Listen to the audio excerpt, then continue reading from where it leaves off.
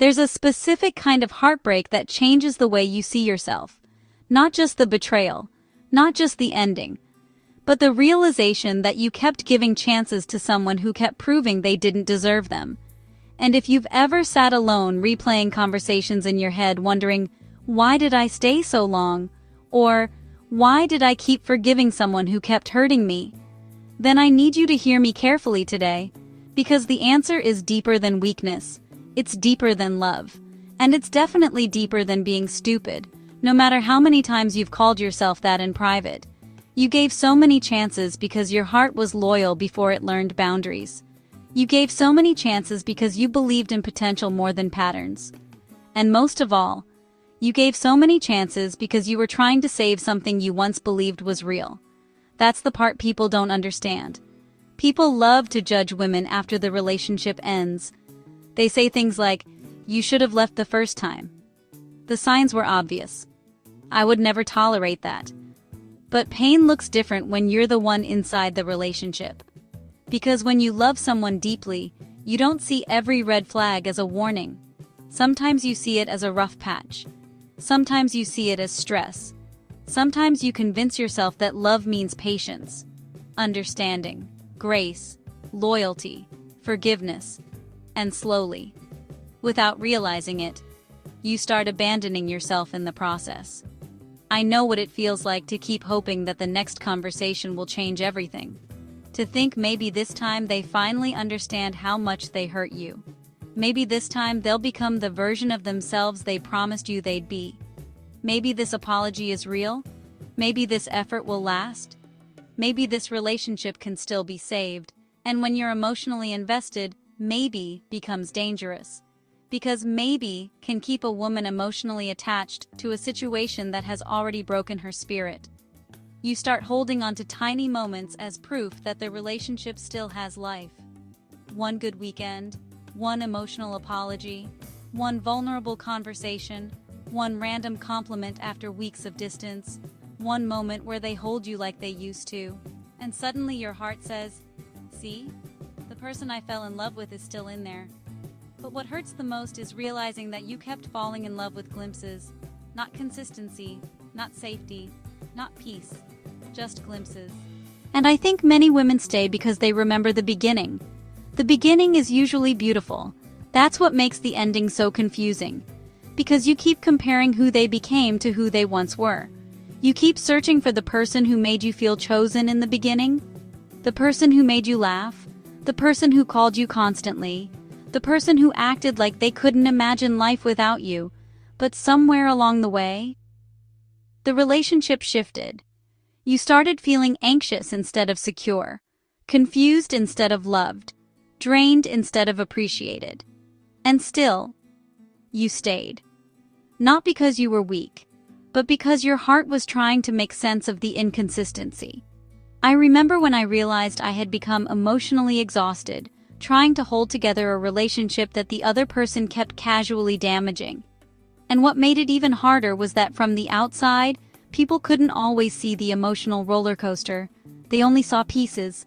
They didn't see the sleepless nights, the overthinking, the silent crying, the way betrayal quietly destroys your confidence, the way you start questioning yourself after being lied to enough times.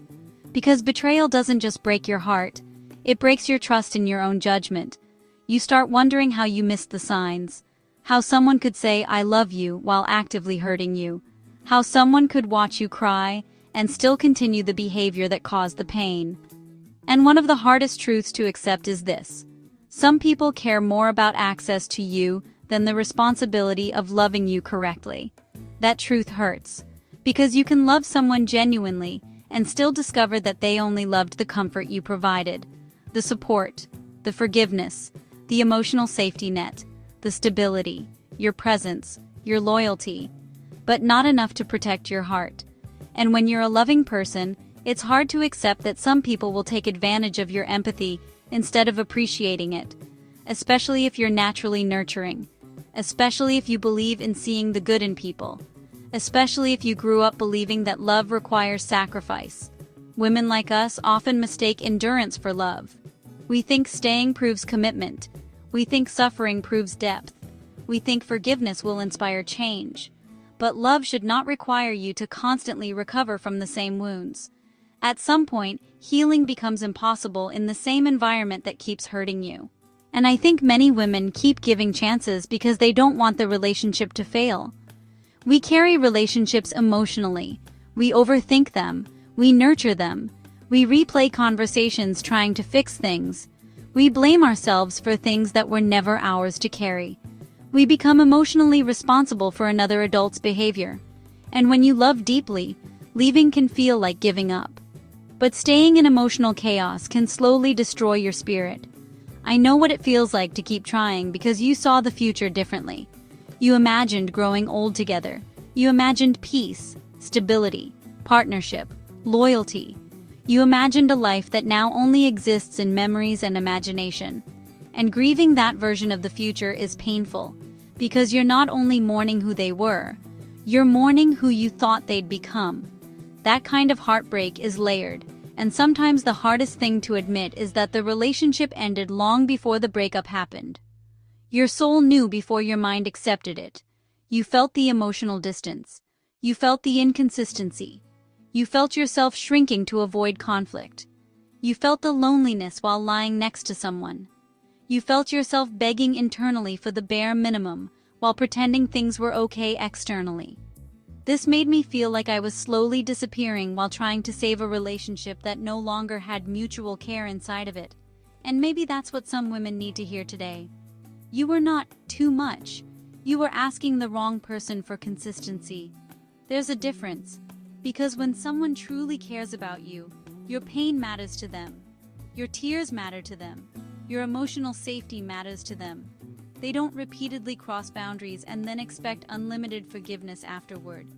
They don't make you feel emotionally abandoned while demanding your loyalty at the same time. One thing heartbreak taught me is that some people only change when they experience consequences. Not conversations, not tears, not warnings, consequences. And unfortunately, when we keep removing the consequences by constantly forgiving, reconciling, and reopening emotional doors, some people become comfortable disrespecting us. That's painful to admit, especially when you gave love sincerely, especially when you tried to communicate maturely, especially when you genuinely wanted the relationship to work, but you cannot force someone to value what they're emotionally careless with. And I know many women struggle with guilt after finally walking away. Because even after being hurt repeatedly, your heart still remembers the good moments. You still remember the inside jokes, the memories, the vacations, the routines, the comfort, the familiarity. And suddenly loneliness starts whispering dangerous things like, maybe it wasn't that bad. Maybe I overreacted. Maybe I should give them one more chance. But peace will always feel unfamiliar to someone who became emotionally used to chaos. That's why healing requires discipline, not just emotions. Because there will be moments where your loneliness tries to romanticize what nearly destroyed you. And that's where discernment becomes necessary. One thing I had to learn after heartbreak was that closure doesn't always come through conversations. Sometimes closure comes through acceptance. Accepting that someone repeatedly showed you who they were. Accepting that you cannot love someone into emotional maturity. Accepting that chemistry does not equal compatibility. Accepting that history is not enough reason to continue suffering. And once you truly accept those things, your healing changes. You stop chasing explanations. You stop obsessing over why. You stop needing them to finally validate your pain. You start pouring energy back into yourself instead. That's when healing becomes transformational. Because after enough disappointment, something inside of you shifts. You stop craving intensity and start craving peace. You stop romanticizing emotional inconsistency. You stop confusing emotional struggle with deep love. You begin realizing that healthy love is not supposed to constantly hurt. And honestly, I think some women give too many chances because they are deeply afraid of starting over. Not because they don't know they deserve better, but because rebuilding your life after heartbreak is terrifying. Especially when you invested years. Especially after marriage. Especially after betrayal. Especially after imagining forever with someone. Starting over can feel overwhelming because now you have to face yourself without the distraction of the relationship. You have to rebuild routines, identity, confidence, dreams, trust, and that process is uncomfortable. But let me tell you something I wish more women understood. The temporary pain of starting over is far less damaging than the permanent pain of staying somewhere you are not valued. Read that again. Because many women stay in emotionally draining situations simply because they fear the unknown more than the familiar pain. But familiar pain is still pain. And one day you wake up emotionally exhausted, wondering where your spark went. Wondering why you feel anxious all the time. Wondering why your confidence disappeared. Wondering why you don't recognize yourself anymore. That's what happens when your nervous system spends too long surviving disappointment. And healing after that kind of relationship is not instant. There are days you miss them, days you feel angry, days you feel relieved, days you question everything, days you feel empowered. Healing is complicated because grief is not linear.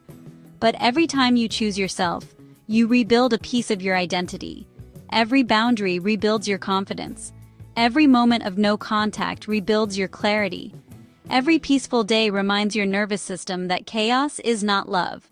And eventually, you stop craving the person who hurt you. Not because you erased the memories, but because your self-worth finally became louder than your attachment. That's real healing. And I think one of the biggest turning points for women after heartbreak is realizing that being chosen by someone else is not the highest achievement in life. Choosing yourself is.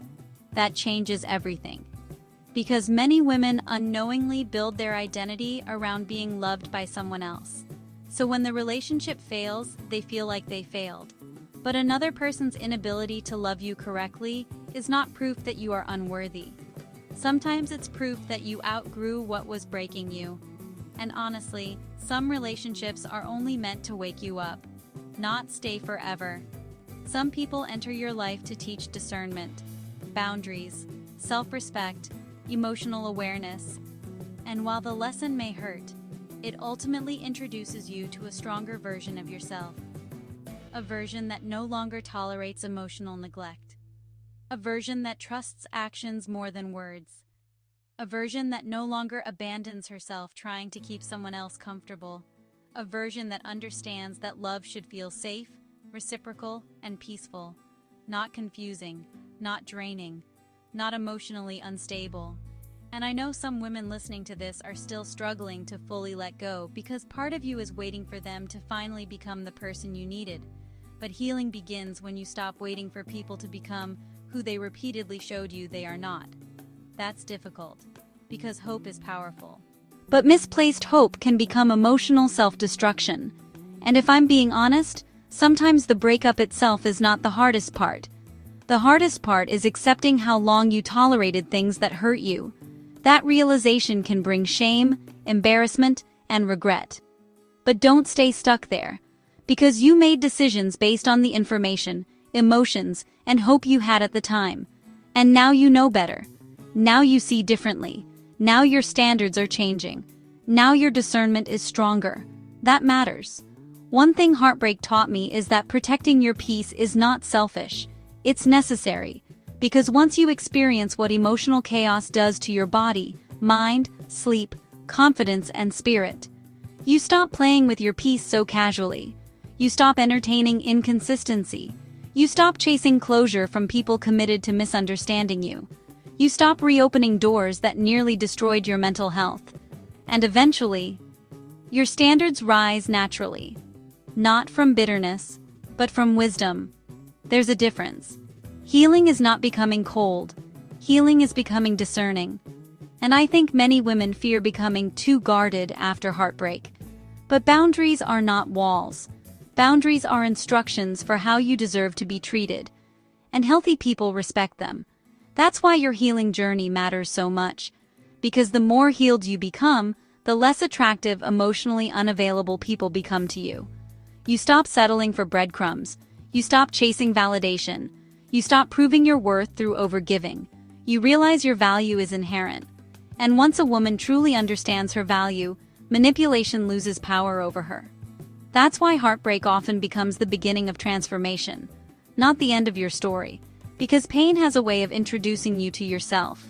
It reveals your wounds, your patterns, your fears, your attachments, but it also reveals your strength, your resilience, your capacity to rebuild, your ability to survive things you once thought would destroy you. And if you're listening to this while still grieving someone who didn't value you properly, I need you to know something. The fact that you love deeply is not embarrassing. The fact that you tried is not embarrassing. The fact that you believed in the relationship is not embarrassing. Your heart was genuine, and genuine people often struggle the most with accepting emotionally careless behavior because they cannot imagine intentionally hurting someone they love. That's why betrayal feels so shocking, because your heart would not operate that way. But healing requires accepting people as they are instead of projecting your heart onto them. That lesson changes everything. Because once you stop assuming everyone loves the way you love, you become more protective of your energy. You become slower to ignore red flags, slower to overinvest, slower to attach to potential, and faster to leave situations that disturb your peace. That's growth. And let me say this clearly for the woman still blaming herself for giving too many chances. Forgiveness is not weakness. Loyalty is not weakness. Hope is not weakness. Your mistake was not loving deeply. Your mistake was forgetting to love yourself with the same intensity. But now you know. Now you understand that self-love is not just affirmations and bubble baths and motivational quotes. Sometimes self-love is walking away from what hurts you. Sometimes self-love is accepting painful truths. Sometimes self-love is choosing loneliness temporarily instead of emotional suffering permanently.